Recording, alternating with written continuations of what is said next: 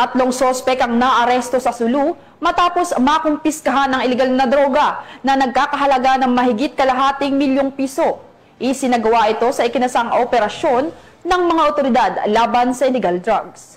Narito ang ulat mula kay Patrolwoman Luis Mariconde.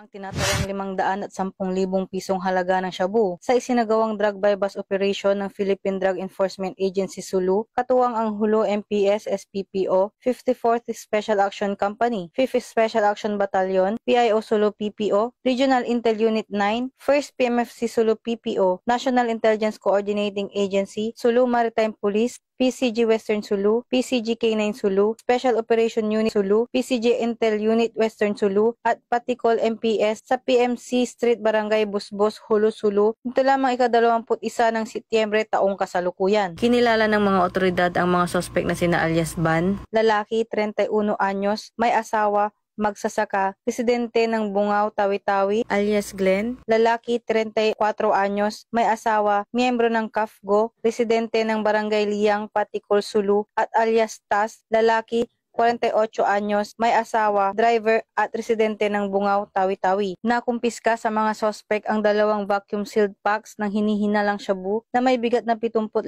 gramo at nagkakahalaga ng 510,000 piso na nakabalot sa bond paper, isang unit ng caliber 45 pistol na may magazine at 4 na bala at iba pang mga non-drug evidence. Mahaharap ang mga sospek sa kasong paglabag sa Republic Act 9165 o Comprehensive Dangerous Drugs Act of 2002 kapag napatunayang nagkasala ang mga ito. Ang mga nakumpiskang ebidensya at ang mga sospek ay kasulukuyang nasa kustodiya ng PIDEA Sulu para sa dokumentasyon at tamang disposisyon. Sa patuloy na kampanya ng mga otoridad laban sa iligal na droga, muling iginiit ng mga kapulisan na walang puwang sa lipunan ang mga sangkot sa ganitong uri ng kriminalidad. Ang matagumpay na operasyon ay patunay ng mas pinaigting ng pagbabantay at pagtutulungan ng mga law enforcement unit upang mapanatili ang kaayusan at kaligtasan ng publiko.